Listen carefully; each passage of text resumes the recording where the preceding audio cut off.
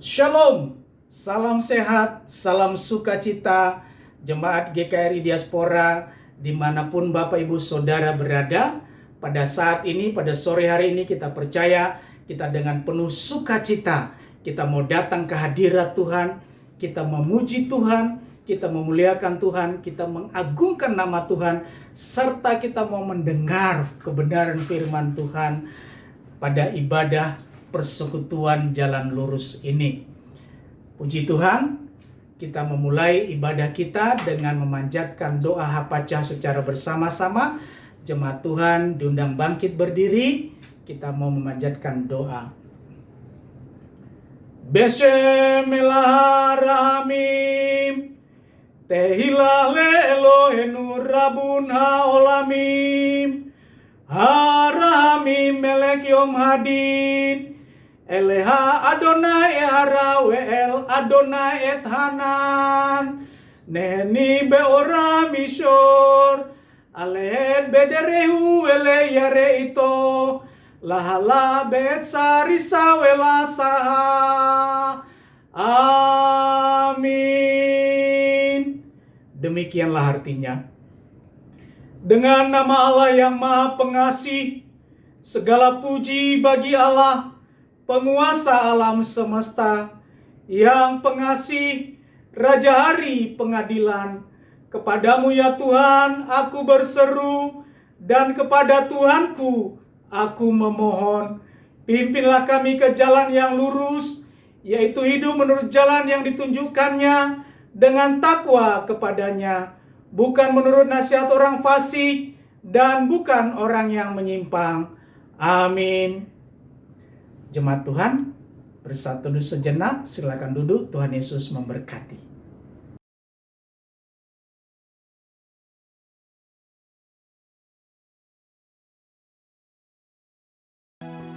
Shalom Bapak Ibu, sore hari ini di ibadah PJL, kita bersyukur kita ada semua karena kemurahan Tuhan, amin.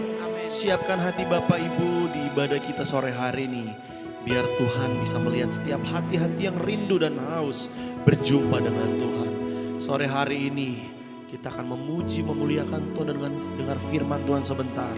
Biar yang lemah dikuatkan, yang susah hatinya dihiburkan, yang pastinya yang sakit disembuhkan dalam nama Yesus.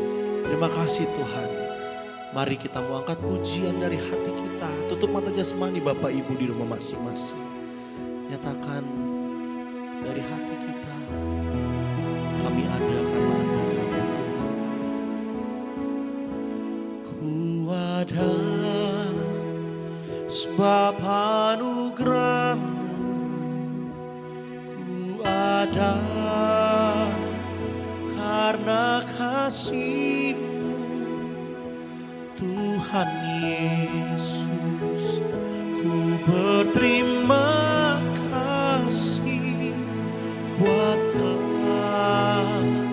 kasih rahmat-Mu. Terima kasih Yesus, Yesus. Terima kasih, hanya anugerah-Mu buat hidupku sekarang. Ku kan memuji-Mu selamanya, Jesus. Sama-sama kan pujian ini. Ku ada sebab anugerah-Mu, benar Tuhan, kami ada. Ku ada Karena kasih-Mu, karena kasih-Mu, Tuhan Yesus. Kami berterima ku kasih berterima kasih buat kasih. buat kasih rahmat. Sekali lagi katakan ku ada. Ku ada Biar ini menjadi perenungan sebab kami Tuhan sore ini. anugerah-Mu. Ku ada Karena kasih-Mu, karena kasih-Mu, Tuhan Yesus. Ku berterima kasih buat Sama-sama kita mau bangkit berdiri, katakan terima kasih. Terima kasih Yesus, Nyatakan Yesus, terima kasih. Hanya anugerah-Mu buat hidupku sekarang. Ku kan memuji-Mu lagi. selamanya. Terima kasih Yesus, Yesus, terima kasih. Hanya anugerah-Mu buat hidupku sekarang. Ku kan memuji-Mu selamanya. Ku kan memuji-Mu Sekali lagi ku kan memuji-Mu. Ku kan memuji-Mu. Amin. Selamanya.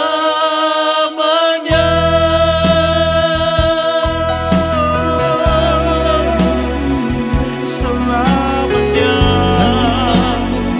kami memuji-Mu Tuhan. Haleluya. Naikkan ucapan syukur kita, nyatakan terima kasih. Terima kasih Yesus. Terima kasih Roh Kudus. Engkau lalu ada Raja. Haleluya, haleluya.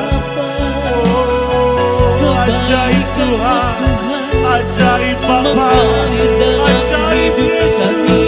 Ya, terima kasih. Yesus Allah yang setia, kami menyembah-Mu Tuhan, mengasihi Engkau Yesus. Mau nyatakan sore ini Tuhan, Haleluya, kami mau tinggikan Engkau lebih lagi. Engkaulah Tuhan. Kau boleh angkat tanganmu, nyatakan Dialah Raja. Engkaulah Dengan iman Dia yang berdaulat atas hidupmu dan hidupku. berdaulat atas hidupku. Ku Lebih lagi berserah nyatakan Engkaulah Tuhan, Engkaulah Raja berdaulat. berdaulat atas hidupku. Sekali lagi, lebih lagi nyatakan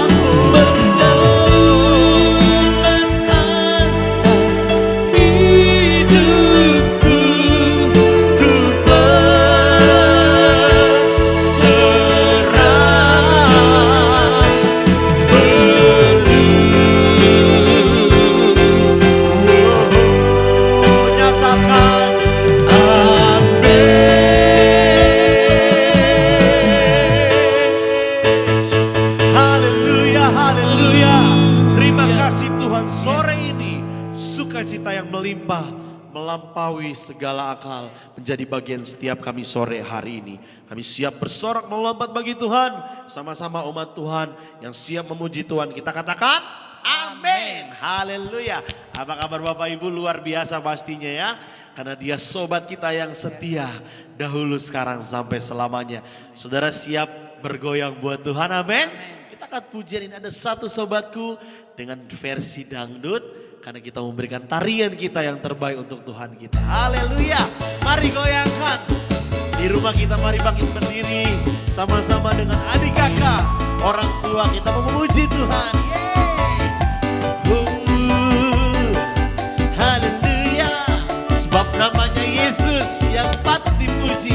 Sama-sama. Ada satu sobatku yang setia,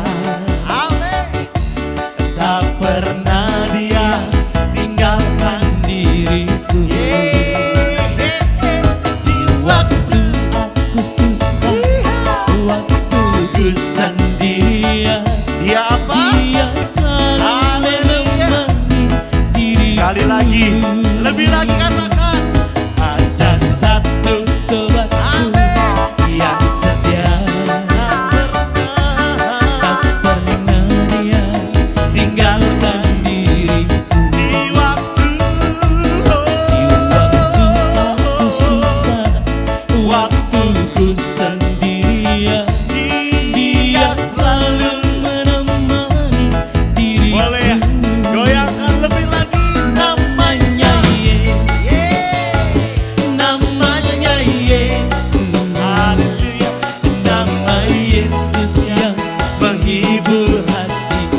Tiada nama lain, namanya Namanya Yesus, namanya Yesus, nama Yesus yang menghibur musik memuji Tuhan. Goyangkan, ekspresikan untuk Tuhan kita.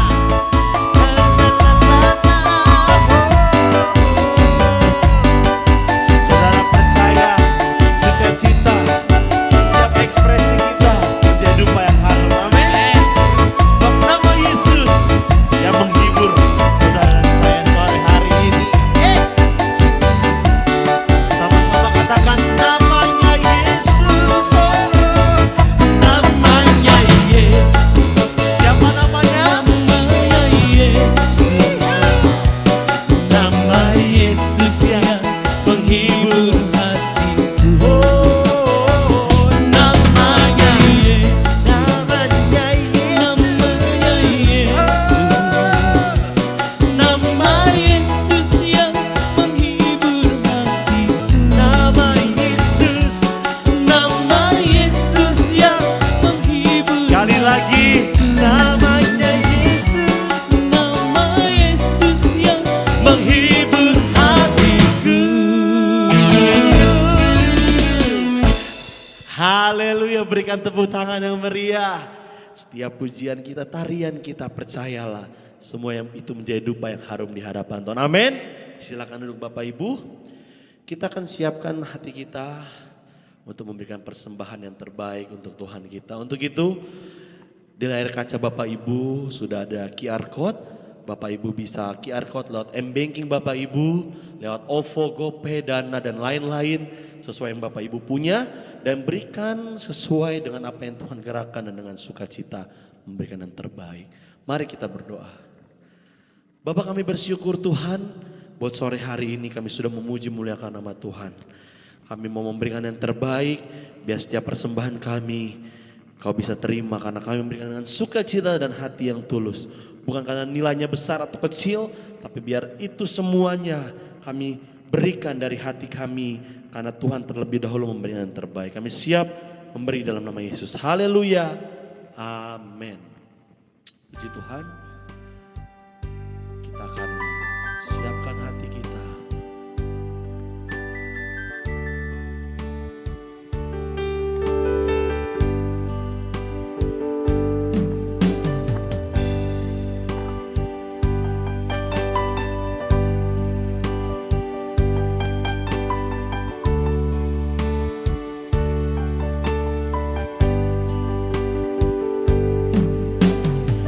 Dalani hagogo oke boyo marjalan di woluko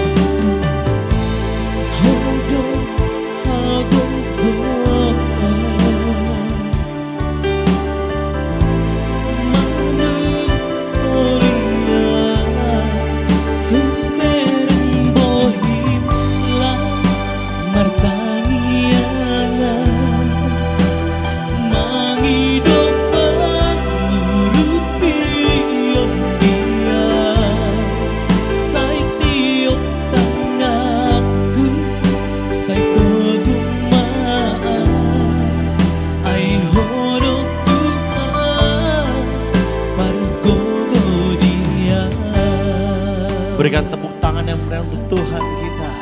Kita akan berdiri sama-sama dari awal dengan iman. Bukan dengan Yes. kekuatan Benar Tuhan, kami dapat jalani hidup ini. ku dapat jalani hidupku Tanpa Tuhan, tanpa Tuhan yang bisa di sampingku, ku tak mampu sendiri. Engkaulah kuatku, yang menopangku.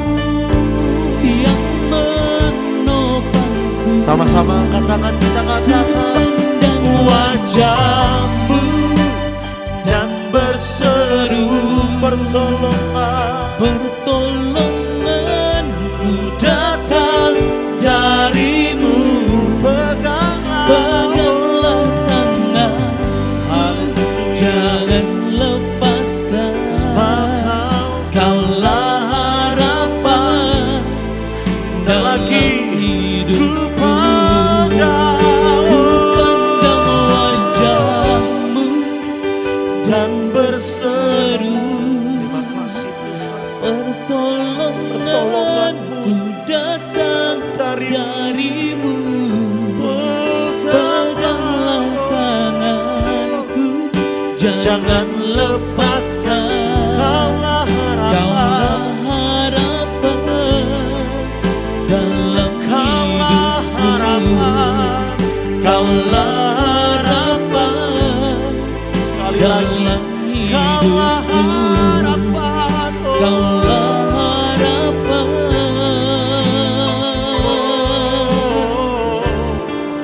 dalam hidupku.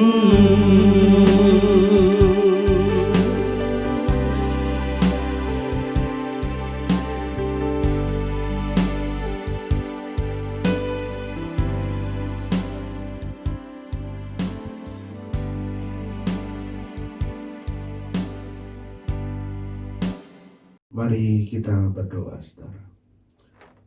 Terima kasih Bapa atas segala kebaikan yang Kau sudah berikan kepada kami sepanjang hidup kami, sehingga kami masih ada pada saat ini menikmati kebaikan-Mu, mengikuti ibadah yang ada pada saat ini melalui online, dan bahkan yang hadir juga pada saat ini. Engkau juga Tuhan memberkati. Biarlah Tuhan pujian kami, penyembahan kami semuanya satu tujuan untuk memuliakan nama-Mu. Dan kami ingin mendengar firman-Mu agar kami dapat dibentuk oleh Engkau dan diberkati oleh Engkau. Karena Tuhan, berkatilah kami, terutama hamba-Mu yang akan menyampaikan firman Allah, dan segala kuasa apapun yang coba mengganggu pemberitaan firman-Mu, kami hancurkan, kami halau semua di dalam nama Tuhan Yesus Kristus. Terima kasih Bapa. Berfirmanlah untuk kami, semua yang percaya katakan amin.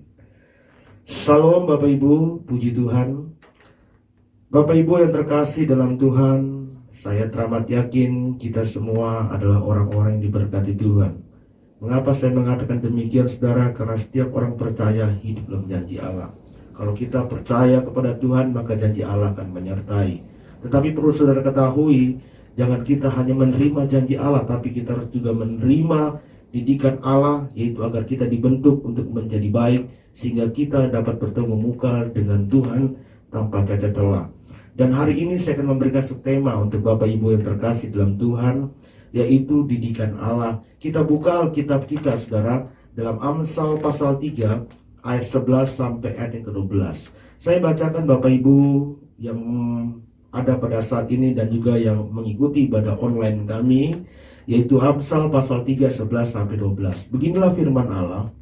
Hai anakku, janganlah engkau menolak didikan Tuhan, dan janganlah engkau bosan akan peringatannya.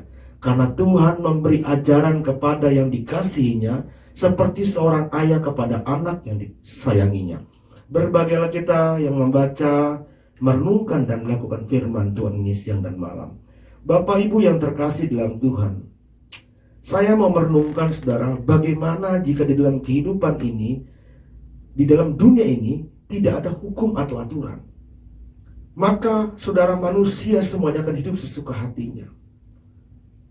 Saudara bisa bayangkanlah itu, saudara. Jika tidak ada lampu merah, ya saudara, jika tidak ada hukum pernikahan, orang harus dinikahkan dalam gereja, semua manusia akan kumpul kebo, begitu aja. Betapa amburadulnya dalam kehidupan ini jika tidak ada hukum. Karena itu saudara yang terkasih dalam Tuhan, hukum itu penting, terutama bagi orang percaya. Orang percaya harus dibentuk melalui didikan Allah. Tapi yang menjadi pertanyaan kita adalah, saudara, bagaimana kita tahu didikan Allah? Karena Allah ada di sorga, kita masih dalam di dunia ini. Apakah Tuhan datang dari sorga, jangan begini, jangan begitu, tuh. Kita ditabok segala macam kalau salah? Enggak kan, saudara? Jadi kita harus tahu betapa pentingnya hukum itu. Saudara yang terkasih dalam Tuhan, supaya hidup kita ini tidak sesuka hati kita, semua ada aturan mainnya. Sama seperti berkhotbah ini, ibadah pada saat ini kita, sebelum menyampaikan firman Allah, ada doa pembukanya, ada pujian penyembahannya, lalu ada namanya firman Allah, lalu ada namanya persembahan. Ya mungkin saudara, karena saudara saat ini kita memakainya dengan online, mungkin saudara bisa mengiringnya melalui rekening gereja GKRI yang ada. Saudara yang terkasih dalam Tuhan, itu aturan semua. Bagaimana kalau di dunia ini tidak ada aturan? Tidak lagi diatur siapa yang khotbah dalam ibadah. Akhirnya apa yang terjadi? Semuanya pada khotbah. Kapan selesainya kita ibadah ini? Jadi hidup ini gak sesuka hati, ada aturan main. Dan saudara perlu perhatikan, tidak ada hukum, maka saudara apa yang terjadi? Maka akan terjadi kejahatan, kebejatan moral. Ya saudara, baik itu pencurian, narkoba, dan bahkan seks bebas, ganti-ganti pasangan. Waktu itu saudara, saudara, ada seseorang mau menikah di gereja kami. Dan dia mengatakan, Pak, saya mau nikah. Ya, nikah. Tolong dong, Pak. Ya jangan tolong-tolong aja. Ada aturan yang harus kalian persiapkan. Oh, apa, Pak? Ya, kalau kamu misalnya sudah bercerai, atau suamimu meninggal, atau istrimu meninggal, kamu harus lampirkan surat kematiannya, kamu harus lampirkan surat cerainya. Waduh, nggak ada, Pak. Ya kalau nggak ada, kami nggak bisa lakukan itu. Ya udahlah, kami nikah aja. Ini saudara salah satunya. Dia melakukan hukum tuh, hukumnya sesuai dengan kendaknya sendiri. Ya kan? Ya udah dia menikah. Menikah dengan apa? Menikah. Dia pegangan tangan hadapan di kamar, Tuhan, gue mau menikah ya. Udah selesai. Itu kan gila, saudara. Nah, saudara, inilah yang saya katakan, kita perlu namanya hukum atau aturan. Dan Tuhan memerintahkan itu, saudara. Dalam pembacaan kita tadi, jangan bosan dengan peringatannya. Karena Tuhan memberi ajaran kepada anak yang dikasihinya. Didikan itu penting, saudara. Jadi saudara perhatikan, manusia tanpa aturan atau hukum, maka hidupnya akan brutal. Begitu juga para hamba-hamba Tuhan. Mengapa saya bilang, kita hamba-hamba Tuhan semua perlu ada aturan main. Jangan ngaku pendeta, kan begitu. Pendeta itu saudara harus ada namanya satu organisasi. Misalnya dia organisasi apa? Di gereja Betel kah? Di gereja HKBP kah? Di gereja apa lagi? Di gereja GKRI. Dan bagaimana prosesnya? Seorang pendeta yang di GKRI itu harus ditabiskan. Nah, ada aturan main semua. Aturan hukum ini. Supaya tidak hantam kromo. Jadi saudara yang terkasih dalam Tuhan, bagaimana dalam kehidupan yang bebas ini? Saudara bisa membayangkan, jika manusia tidak ada hukum, maka manusia akan menjadi brutal. Sakit hati main bunuh aja. Tidak, saudara, tidak boleh. Kecewa dengan seseorang, langsung ambil kayu, pukul di kepalanya. Ya kan, saudara? Bicara pun di media juga harus hati-hati. Tidak boleh menghina segala macam orang, apalagi Bapak Presiden kita. Kalau enggak kita masuk penjara, itu saudara. Tapi kalau tidak ada hukum, hantam kromo. Menghina segala macam, ngomong asal ngecaprak aja. Jadi manusia itu perlu hukum. Kalau tidak ada hukum, maka manusia akan brutal. Kesadaran diri manusia akan peduli tentang kehidupan yang tertib atau hukum tadi. agar tidak menjadi brutal. Maka lahirlah, saudara, berbagai macam aturan yang ada di mana? Di agama. Agamalah yang melarang saudara untuk tidak berzina. Agamalah yang menuntut saudara untuk tidak bisa mencuri. Agamalah yang mengajak saudara untuk bisa berbuat baik. Saudara, jangan begini, itu tidak baik. Karena kesadaran hukum tadi, maka lahirlah hukum agama. Bukan hanya hukum agama dalam dunia ini. Ada hukum apa lagi? Hukum adat. Makanya sering kita katakan, anak gak tahu adat loh. Kenapa? Dari omongan yang gak sopan. Ya kan, manggil bapak anjing, manggil ibu babi. Kenapa? Tidak tahu adat. Manggil bapaknya dengan panggil apa? John, John, John. Padahal dia anak. Ya kan? Tidak ada lagi, saudara. Hukum seperti ini rusak dunia ini. Makanya perlu namanya hukum agama. Namanya perlu ada namanya hukum adat. Hukum adatlah, saudara, yang menentang saudara untuk yang menginginkan saudara untuk saudara jangan begini, jangan begitu di dalam aturan berkeluarga. Ini namanya hukum adat. Terlebih lagi dengan hukum negara. Saudara, bisa tadi saya bilang, saya buka di awal. Bagaimana jika manusia, saudara, berkendaraan ini, saudara, tidak ada lampu merah? Semuanya melanggar. Tabrakan gak? Banyaknya mati. Makanya ada hukum negara, polisi menangkap orang yang tidak tertib lalu lintas. Terlebih lagi orang yang mengkorupsi dihantam di negara ini. Ya kan? Akhirnya negara memenjarakan mereka. Nah, saudara, lihat. Inilah hukum. Tujuannya agar tidak menjadi brutal dan semuanya bisa menjadi baik. Bukan hanya hukum agama, adat, dan negara. Di gereja juga ada hukum. Kenapa saya bilang mengatakan di gereja juga ada hukum? Gereja kita ini gereja itu kita, saudara, jangan saudara pindah-pindah. Kalau saudara sudah berjemaat di satu tempat, berjemaat di situ. Supaya orang gak kebingungan ketika kita mati. Mau dibawa kemana, siapa yang melayani? Dan ketika ada kunjungan saudara sakit, ya kan, pihak gereja lah yang mengunjungi. Gereja ya, saudara, itu juga ada aturan main. Ciri-ciri khas seorang pelayan Tuhan itu seperti apa? Baru-baru ini, saudara, jujur, saudara, saya baru berhentikan ketua pemuda kami. Kenapa? Karena sudah melanggar tata gereja kami. Karena melanggar inilah, saudara, saya berhentikan. Jadi semuanya ada aturan, nggak sembarangan. Bukan hanya di dalam hukum adat negara gereja, tapi hukum keluarga juga ada. Gimana hukum keluarga itu?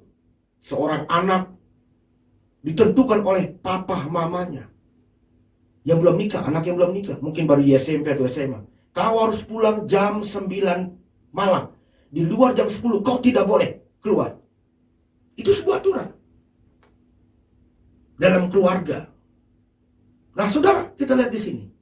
Semuanya, saudara, tujuan dari hukum baik agama, adat, negara, gereja, serta hukum keluarga, semuanya adalah untuk menjadi baik, supaya kita semua tidak menjadi brutal. Tingkat kesadaran manusia akan hukum atau aturan ini, saudara, menggambarkan akan keinginan manusia untuk memiliki kehidupan lebih baik, damai, dan sejahtera. Jadi tujuan kita mengikuti didikan atau aturan ini adalah, saudara, untuk kita bisa hidup lebih baik, damai, dan sejahtera. Saudara lihat di jalanan-jalanan sana, ada sebutan anak pang. Dia mau bebas, tapi saudara hidupnya menakutkan. Kita kadang-kadang pikir bagaimana nasib mereka ketika mereka tua. Kalau mereka tidak mau dibentuk, apakah mereka bisa memiliki damai? Nah, saudara. Tapi kalau kita hidup dalam sebuah aturan dan kita menerima aturan itu, maka kedamaian dan kesejahteraan itu ada dalam hidup kita. Inilah, saudara, yang perlu saudara pahami. Mengapa pentingnya hukum dalam kehidupan ini? Kita gak bisa sembarangan, saudara, hidup. Semua ada aturan main. Kita perlu sadar. Makanya, saudara, orang percaya, kalau dia sudah percaya, kita ini harus ada di atas hukum. Kenapa saya mengatakan demikian? Artinya kita hidup tanpa salah. Kenapa saya mengatakan demikian? Karena kita ini orang yang penuh dengan Roh Kudus. Kalau kita penuh dengan Roh Kudus, maka kebaikan-kebaikan itu ada.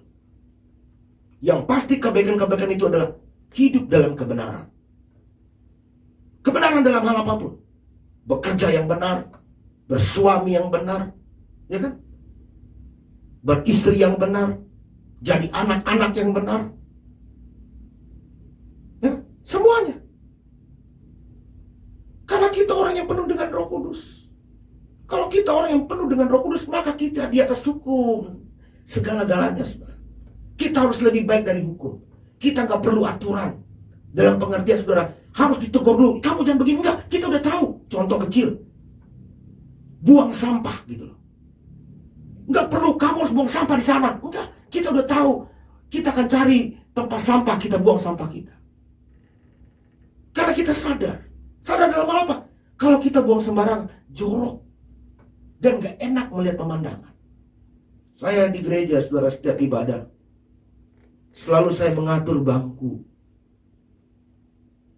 Karena kami, saudara, ya jemaat paling hadir, saudara, paling 50-an lah begitu, saudara. 40, 50-an begitulah. Dan saudara, saya ngatur bangkunya. Saya lihat, saudara, semuanya. Apakah ada sampah-sampah, saya sapu, saya ambil. Supaya apa? Nyaman. Kalau kita nyaman kan enak. Saya cek soundnya. Karena kami, saudara, belum ada namanya yang biasa memegang sound system. Semuanya, saudara, saya belajar sendiri. Saya ngatur semua sound ini, saudara.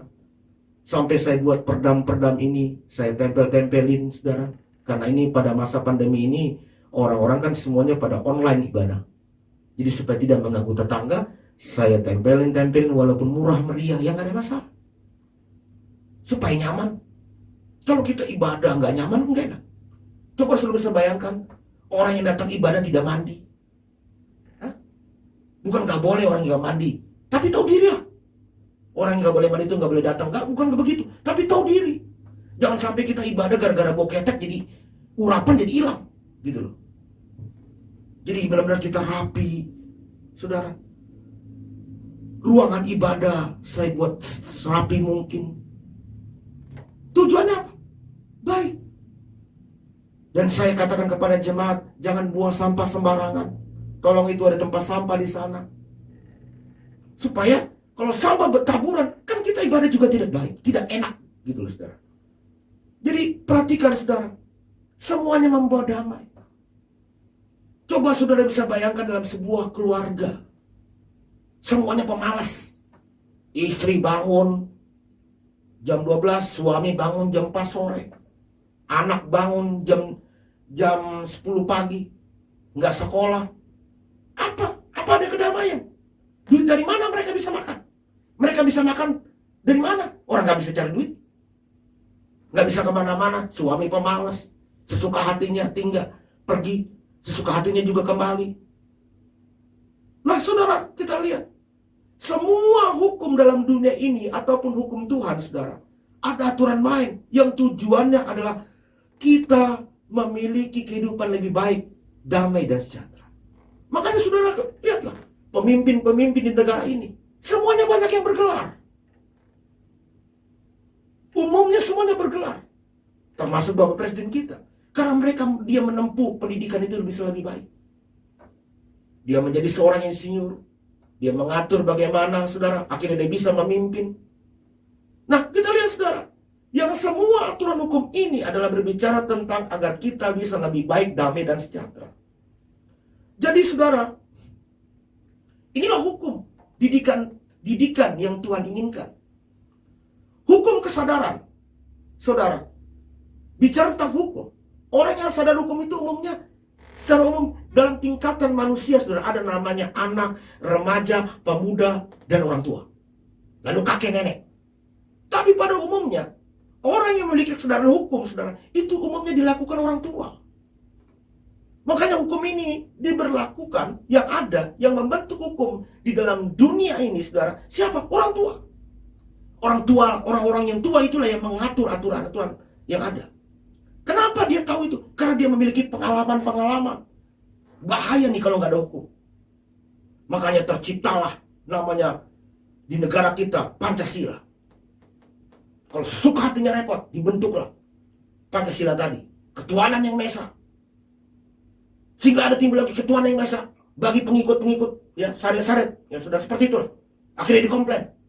Ya kan begitu? Enggak, hanya ketuhanan yang Maha Esa. Supaya tidak menjadi bumerang, saudara.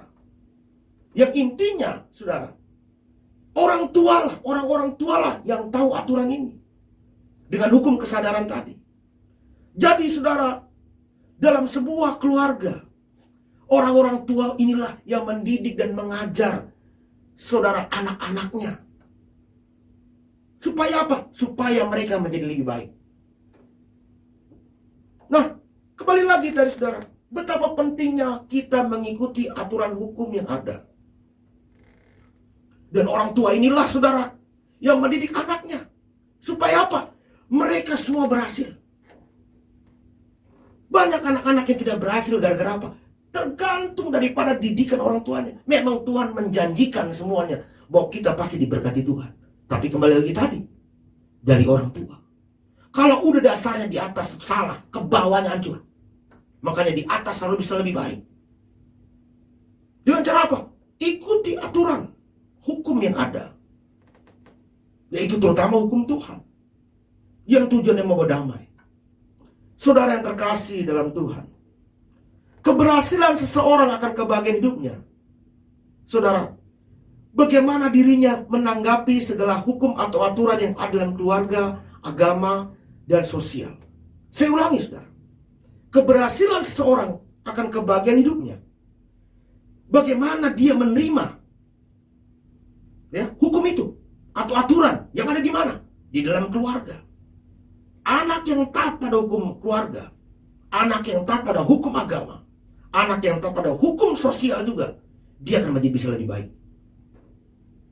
Tapi kalau anak yang tidak hormat pada orang tua, tidak tunduk pada hukum keluarga, tidak tunduk pada hukum agama, tidak tunduk pada hukum sosial, dan termasuk hukum negara, saudara, saya teramat yakin, saudara, anak ini tidak akan berhasil.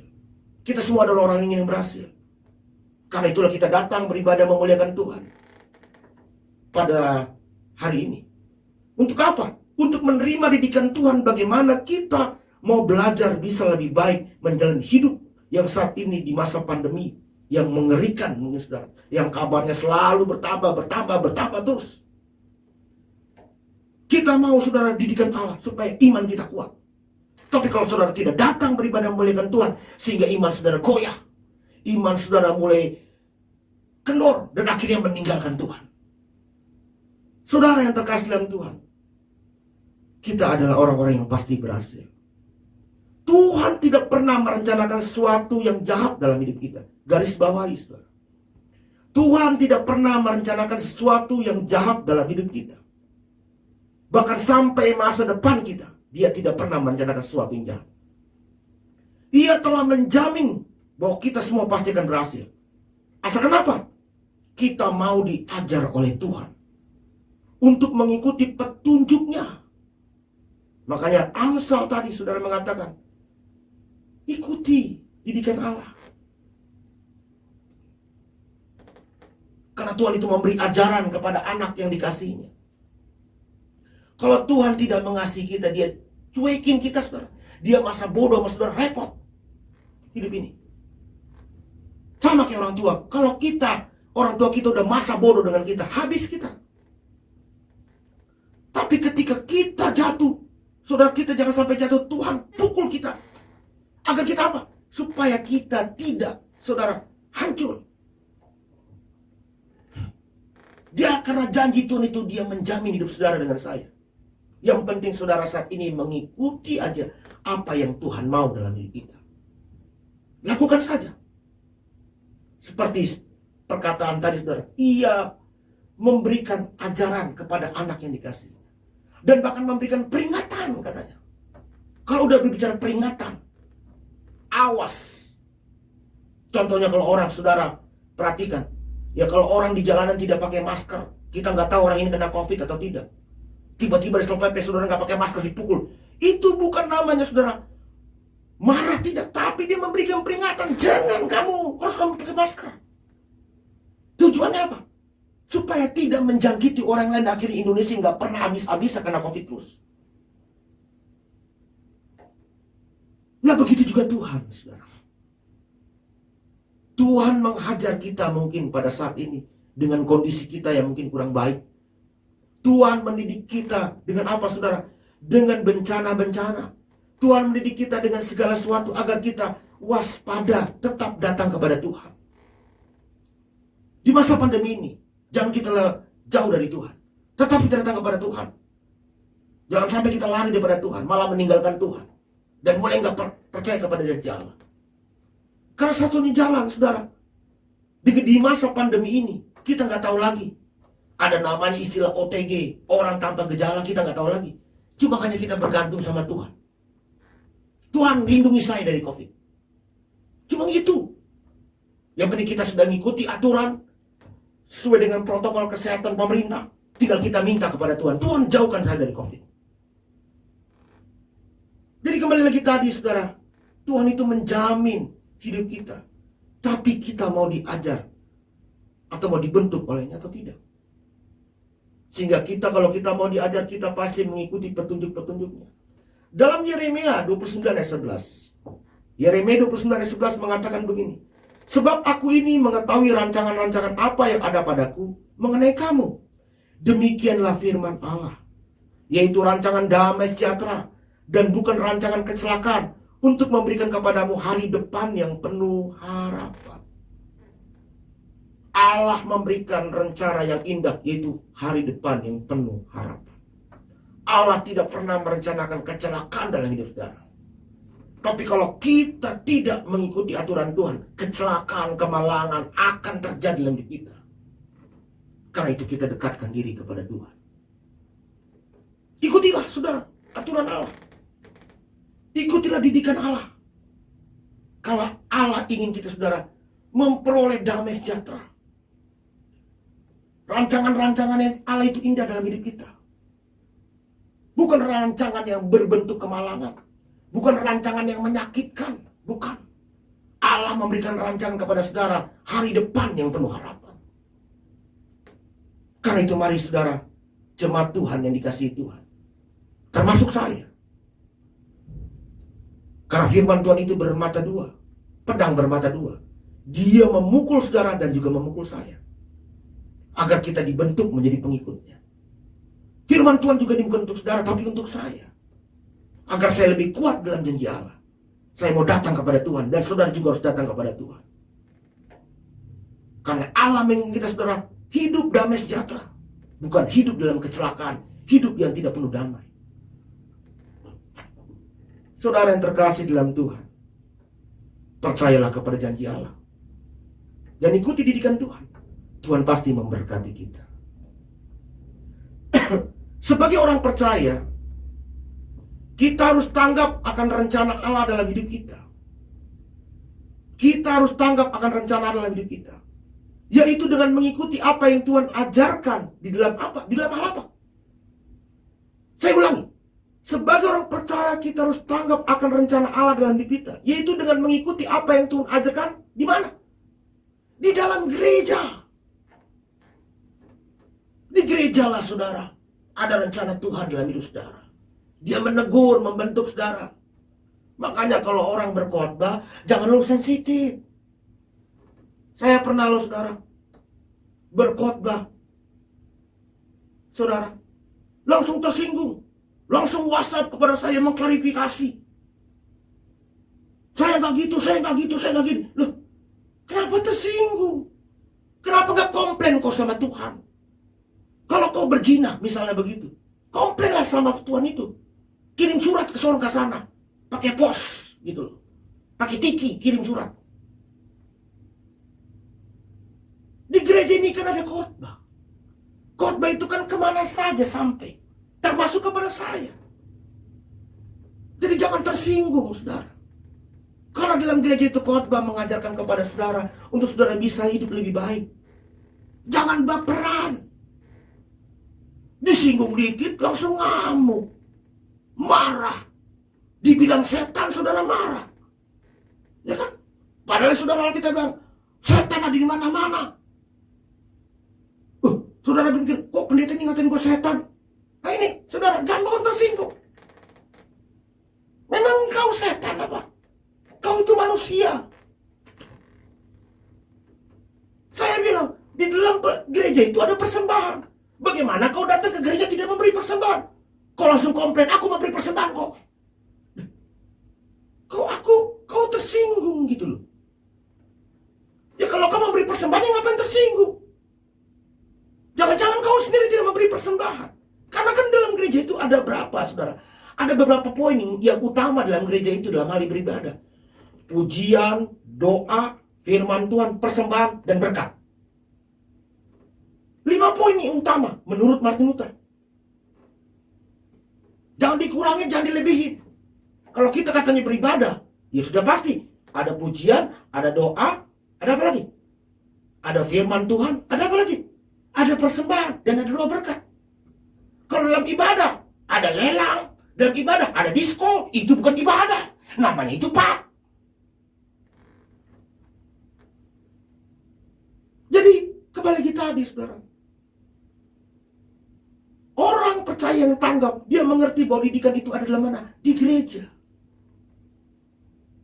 Jadi, jemaat Tuhan dan pelayan Tuhan jangan gampang tersinggung kalau hamba Tuhan itu menegur saudara.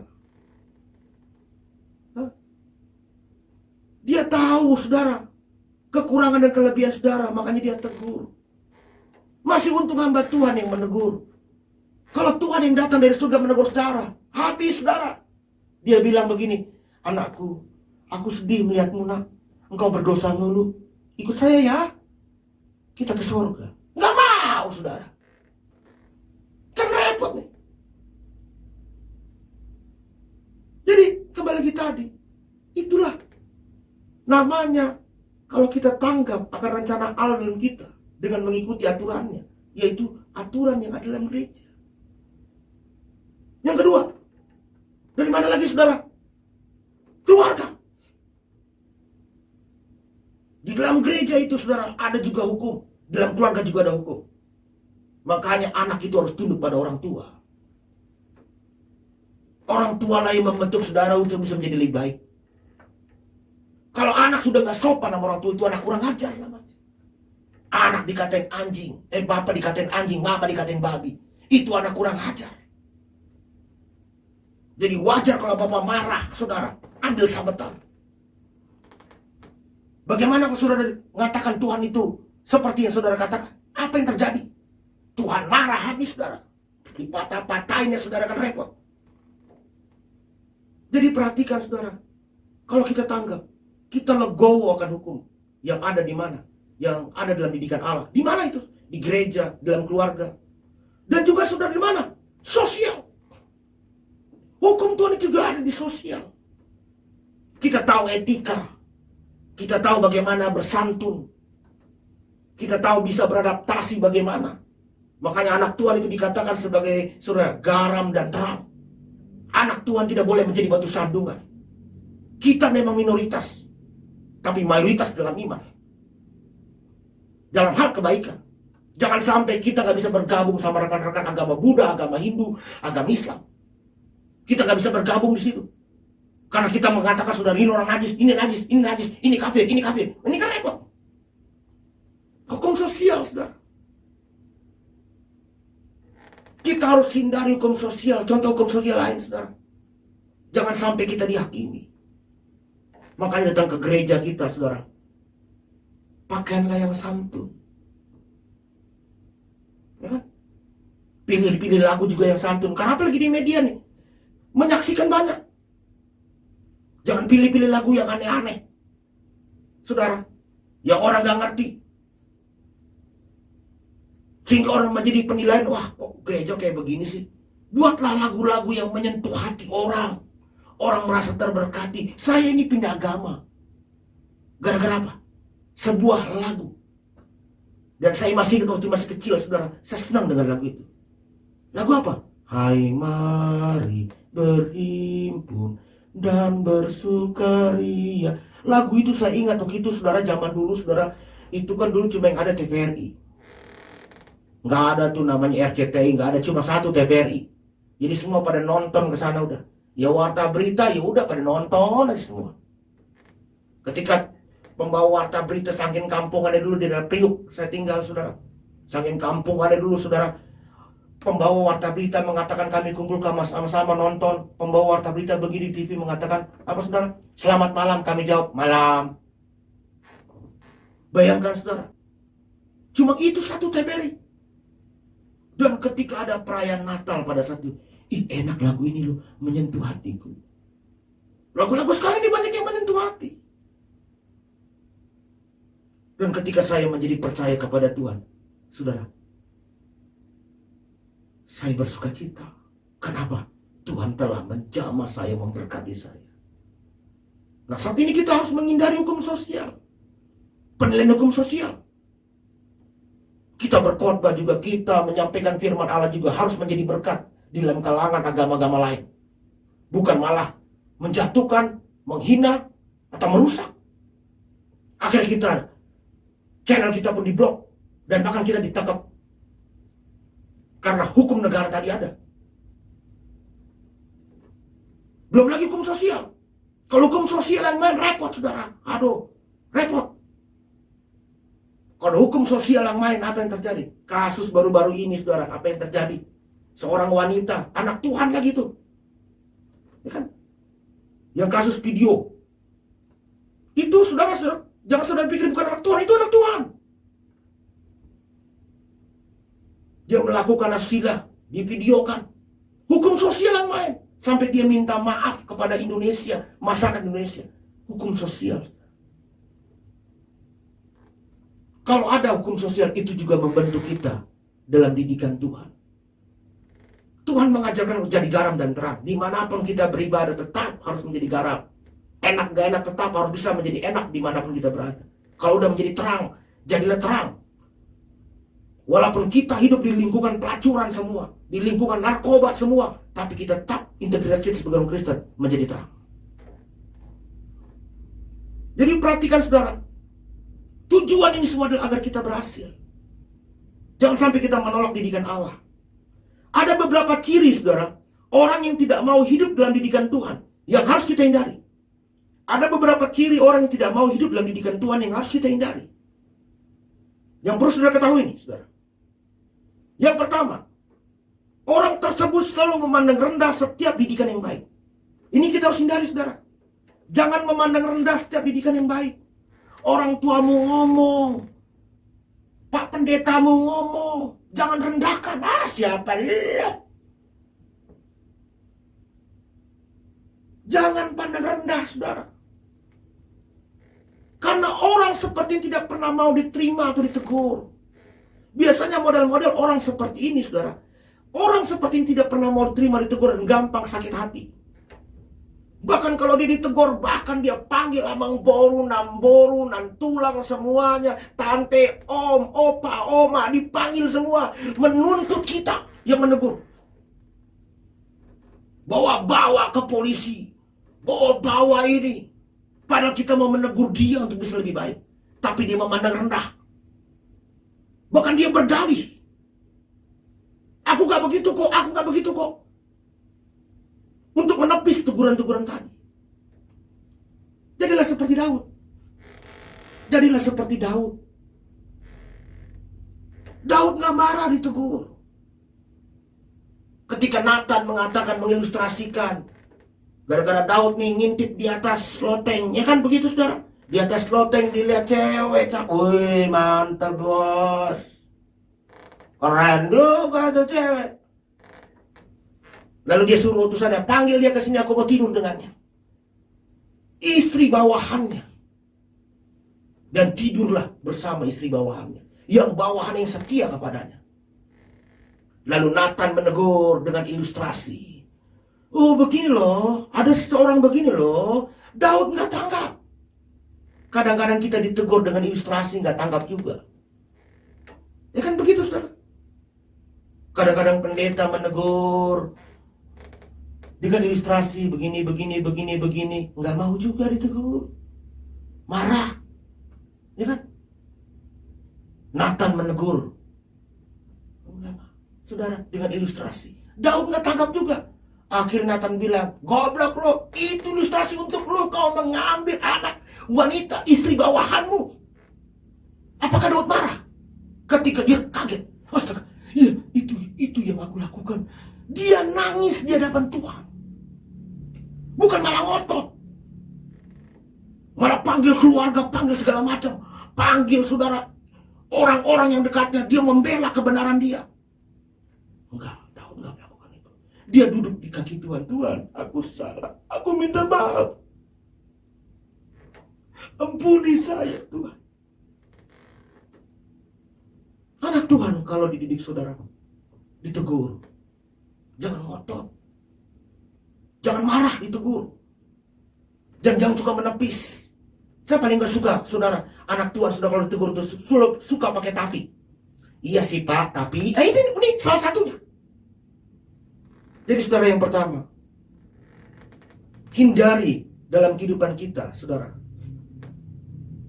kata-kata yang selalu memandang rendah setiap didikan yang baik. Kalau saudara ingin berhasil, hindari itu. Yang kedua, ia selalu membenarkan hal yang tidak baik dengan dalih yang menurutnya benar. Saya ulangi. Ia selalu membenarkan hal yang tidak baik dengan dalih yang menurutnya benar. Makanya banyak orang-orang seperti ini penyesat.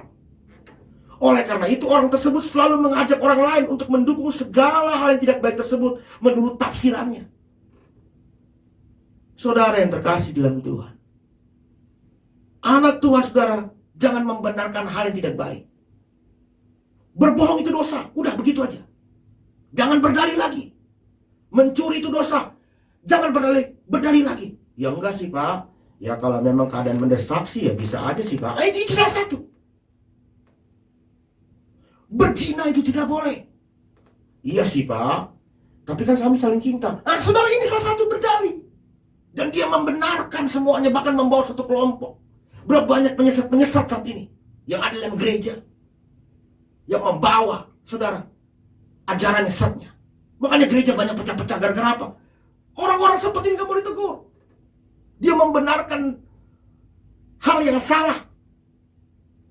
Dia membenarkan hal yang salah menurut pandangan dia. Dan dia berdalih. Dan dia menganggap itu sebuah kebenaran. Jadi saudara, hal yang kedua yang harus hindari adalah, hindarilah membenarkan hal yang tidak baik dengan dalih yang menurut kita benar. Yang ketiga, saudara, agar kita, saudara, mau dididik oleh Tuhan dan memiliki keberhasilan, hindarilah, saudara, kata-kata, saudara, atau kata-kata yang selalu menolak aturan yang baik. Nggak pernah mau melangkah nih orang-orang kayak begini. Ya selalu, saudara, tidak pernah mau melangkah untuk mengikuti segala aturan tersebut.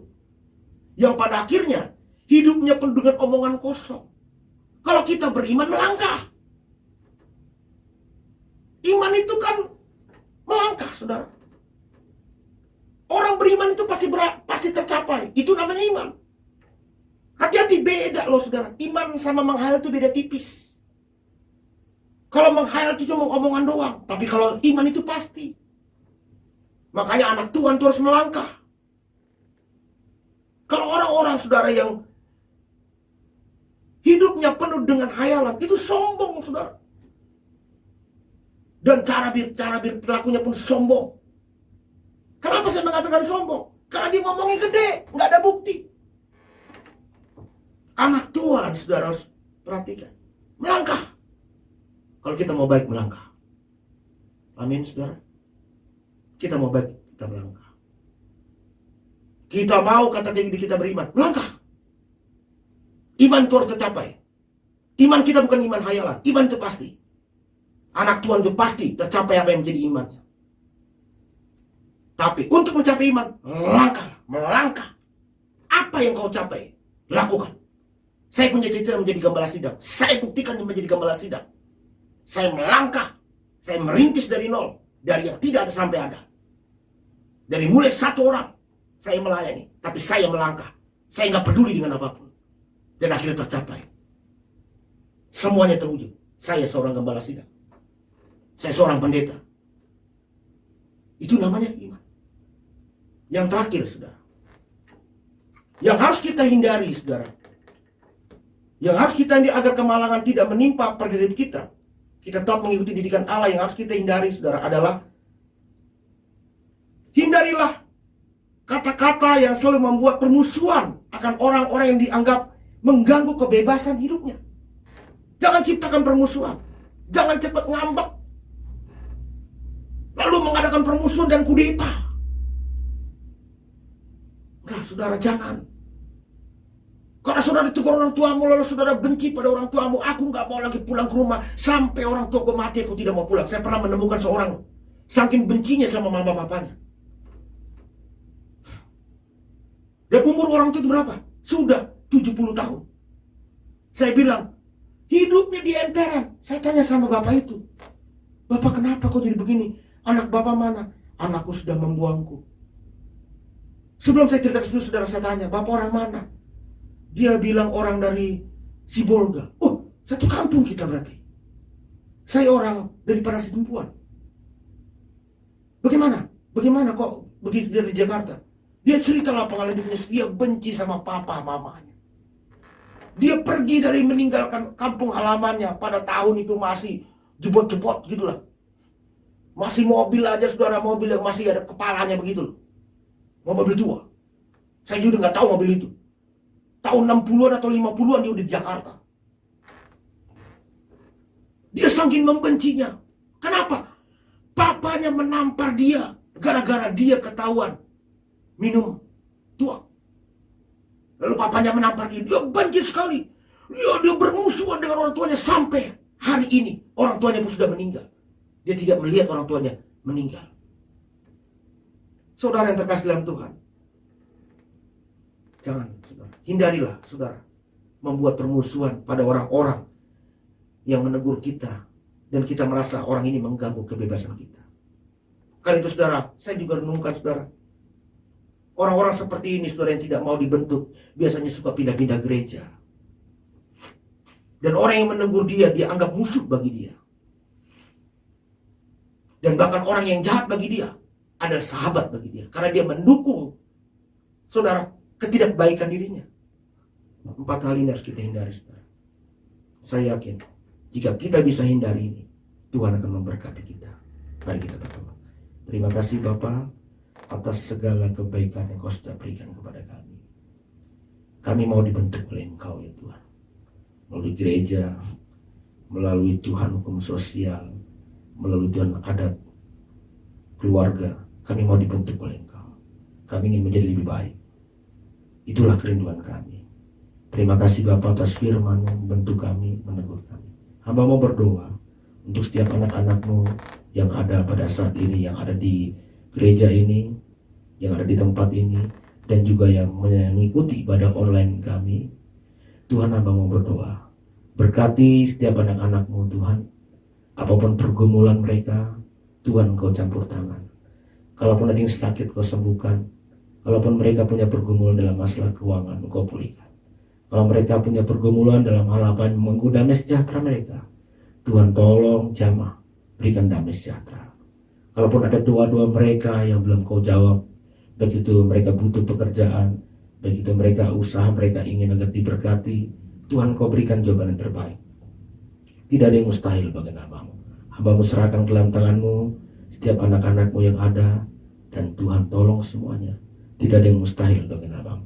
Hamba-Mu percaya semua kami, jemaat-Mu yang ada di tempat ini, dan juga Tuhan yang mengikuti ibadah online ini, hamba-Mu serahkan ke dalam tangan. Hamba percaya apapun yang menjadi benar harapan mereka, Kau campur tangan dan memberkati. Sebagaimana firman-Mu berkata, apa saja yang Kau minta dan doakan, percayalah Kau sudah menerimanya.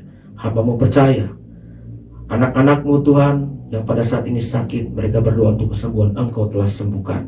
Anak-anak-Mu yang Tuhan dalam keadaan masalah ekonomi, Engkau juga telah pulihkan ekonominya dalam nama Yesus. Dalam nama Yesus. Terima kasih Bapa. Inilah doa kami percaya Engkau telah memberkati kami. Dan biarlah firman yang keluar tidak akan kembali dengan sia-sia, menjamah kami, memberkati kami. Dalam nama Yesus. Haleluya. Amin. Haleluya, puji Tuhan. Kita percaya bahwa kita diberkati mendengarkan kebenaran firman Tuhan.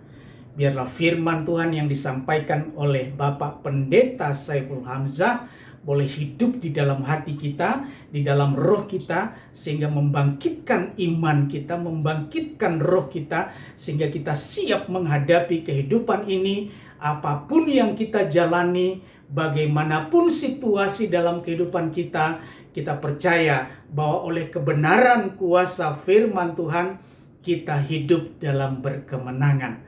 Haleluya.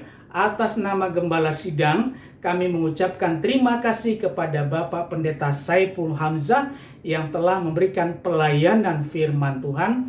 Biarlah Tuhan semakin memakai Bapak semakin hari semakin luar biasa, sehingga melalui pelayanan Bapak Pendeta Saiful Hamzah banyak jiwa-jiwa mendengarkan kebenaran kuasa firman Tuhan, dan banyak jiwa-jiwa dimenangkan untuk kemuliaan bagi nama Tuhan.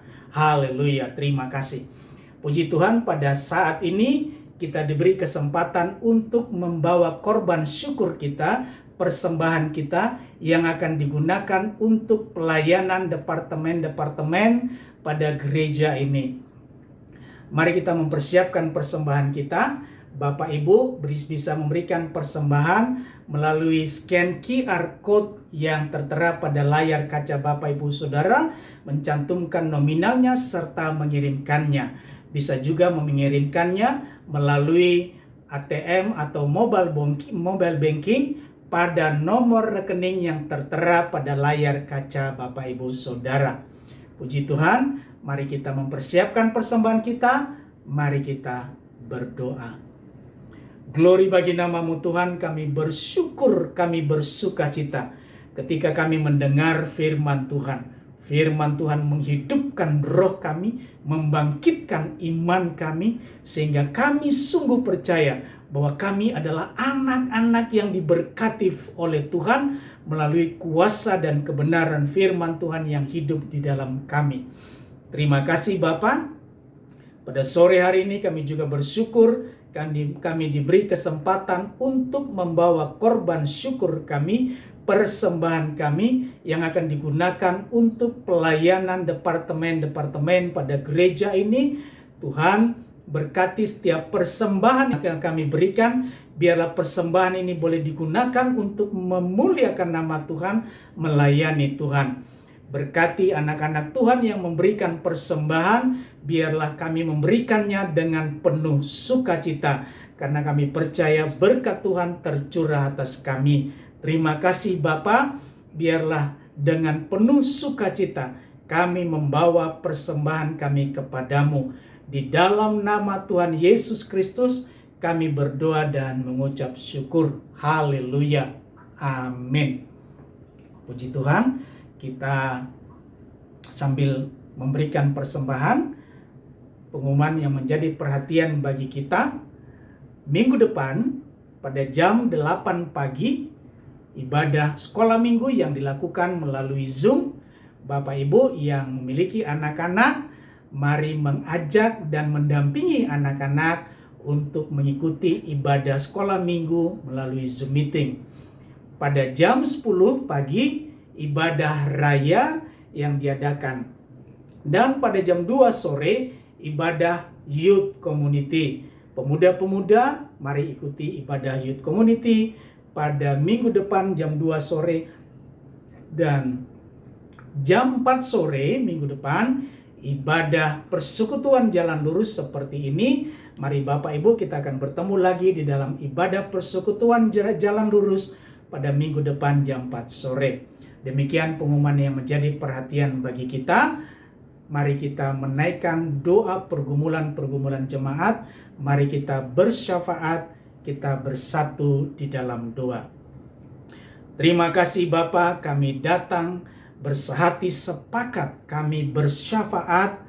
Secara khusus kami berdoa untuk anak-anak Tuhan, dimanapun mereka berada, jemaat-jemaat Tuhan yang mengalami sakit, Tuhan jamah sembuhkan di dalam nama Tuhan Yesus. Berkati dokter yang menangani. Berkat Allah oleh bilur-bilur darah Yesus, anak-anak Tuhan disembuhkan. Anak-anakmu yang memiliki pergumulan rumah tangga, Tuhan berkati, biarlah intervensi kuasa dan kasih Allah menyelesaikan pergumulan rumah tangga anak-anak Tuhan yang memiliki persoalan ekonomi, pekerjaan, usaha. Tuhan, Engkau Allah yang maha kuasa, Engkau Allah yang memiliki segala-galanya. Tuhan, berkati usaha pekerjaan dari anak-anak Tuhan. Terima kasih Bapa. Kami juga berdoa untuk bangsa dan negara kami, dan secara khusus yang saat ini sedang memulai untuk vaksinasi. Tuhan, berkati tim dokter yang melakukan vaksin dan juga tim medis. Biarlah Tuhan, melalui vaksin ini Indonesia boleh dibebaskan dari pergumulan pandemi COVID-19. Kami serahkan ke dalam tangan Tuhan. Berkat Allah tercurah atas rakyat kami. Terima kasih Bapa, terpujilah Engkau. Kami sungguh berdoa juga untuk Presiden dan Wakil Presiden. Biarlah dan seluruh jajarannya, biarlah hikmat Allah tercurah atas mereka, sehingga mereka bekerja untuk rakyat Indonesia dan juga untuk kemakmuran bangsa ini. Berkati mereka, urapi mereka Tuhan. Terima kasih Bapa, kami sungguh percaya bahwa apa yang kami minta sesungguhnya kami menerimanya. Di dalam nama Tuhan Yesus kami berdoa dan mengucap syukur. Haleluya. Amin. Jemaat yang dikasihi Tuhan, kita akan mengakhiri ibadah kita. Jemaat Tuhan, kita akan menerima berkat Tuhan. Mari dundang bangkit berdiri. Mari jemaat Tuhan, arahkan hati dan pikiranmu kepada Tuhan. Mari terima berkat yang daripada Tuhan. Tuhan memberkati engkau dan melindungi engkau. Tuhan menyinari engkau dengan wajah-Nya dan memberikan engkau kasih karunia-Nya. Tuhan menghadapkan wajah-Nya kepadamu dan berikan engkau damai sejahtera sepanjang hari ini sampai selama-lamanya. Dalam nama Tuhan Yesus kita yang percaya katakan amin. Selamat hari Minggu, Tuhan Yesus memberkati. Ibadah kita telah selesai. Tuhan memberkati. Saudara silakan duduk dan bersaat teduh sejenak di rumah masing-masing. Kita melakukan pujian Allah itu baik, sungguh baik. Yeah.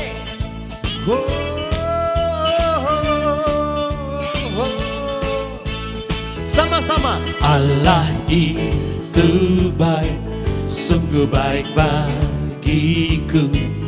Ditunjukkannya kasih setianya.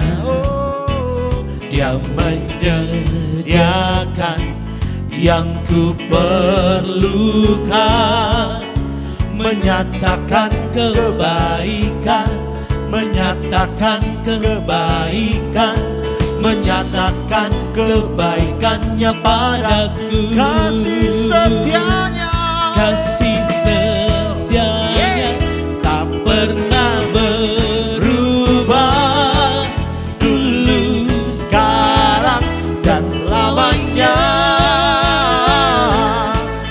Ajarlah kuasa dalam namanya, Yesusku luar biasa. Setianya, kasih sampai jumpa di minggu yang datang. Tetap jaga kesehatan Bapak Ibu, pakai masker, jaga jarak dan cuci tangan. God bless you all. Tuhan memberkati kita semua. Ajarlah kuasa dalam namanya, Yesusku luar biasa. Yesusku luar biasa. Yesusku luar biasa. Yesusku luar biasa. Yesusku luar biasa.